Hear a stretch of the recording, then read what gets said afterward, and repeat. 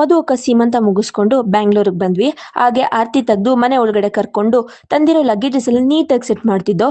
Next week ಕೂಡ ಹಬ್ಬ ಇದೆ. ವರಮಹಾಲಕ್ಷ್ಮಿ ಹಬ್ಬ ಬರ್ತಿರೋದ್ರಿಂದ ಮನೆಯೆಲ್ಲ ಕ್ಲೀನ್ ಮಾಡಿ, ಸೋಫಾ ಕವರ್ಸ್ ಎಲ್ಲ ಅರೇಂಜ್ ಮಾಡಿ, ಪೂಜಾ ರೂಮ್ ಎಲ್ಲ ಕ್ಲೀನ್ ಮಾಡಿ ಡೆಕೋರೇಟ್ ಮಾಡೋಣ ಅಂತ ರೆಡಿ ಮಾಡ್ಕೋತಿದ್ದೆ. ಹಾಗೆ ಕ್ಲೀನ್ ಮಾಡಬೇಕಾದ್ರೆ ಲಾಸ್ಟ್ ಇಯರ್ ವರಮಹಾಲಕ್ಷ್ಮಿ ಫೆಸ್ಟಿವಲ್ ಟೈಮಲ್ಲಿ ತೊಗೊಂಡಿರೋ ಫೋಟೋ ನೋಡ್ತಿದ್ದೆ. ಅದರಲ್ಲಿ ನನ್ನ ಹೇರ್ಸ್ ತುಂಬ ಥಿಕ್, ಹೆಲ್ದಿ ಆ್ಯಂಡ್ ಬ್ಯೂಟಿಫುಲ್ ಆಗಿ ಕಾಣಿಸ್ತಿತ್ತು.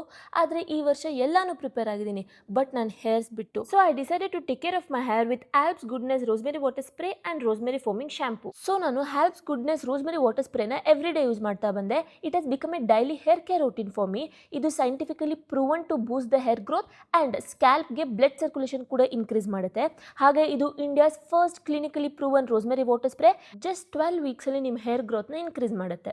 Next Alps Goodness rosemary foaming ಶಾಂಪೂನ ಯೂಸ್ ಮಾಡ್ತಿದ್ದೀನಿ. It is made with amla, reetha and ಶಿಕಾಕಾಯ್.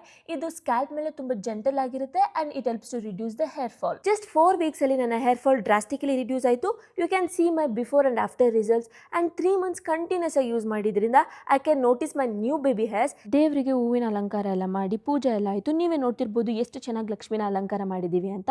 ಅದಾಗಿದ ನಂತರ ಹಬ್ಬಕ್ಕೆ ಸಿಹಿ ಮಾಡಿಲ್ಲ ಅಂತ ಅಂದರೆ ಹೇಗೆ? ಸೊ ನಮ್ಮ ಅಕ್ಕ ಒಬ್ಬಟ್ಟು ಮಾಡಿದ್ರು, ಎಲ್ಲರೂ ಟೇಸ್ಟ್ ಮಾಡಿ ತುಂಬ ಚೆನ್ನಾಗಿದೆ ಅಂತ ಹೇಳಿದ್ರು. ಇದು ನನ್ನ ಫೈನಲ್ ಫೆಸ್ಟಿವ್ ಲುಕ್.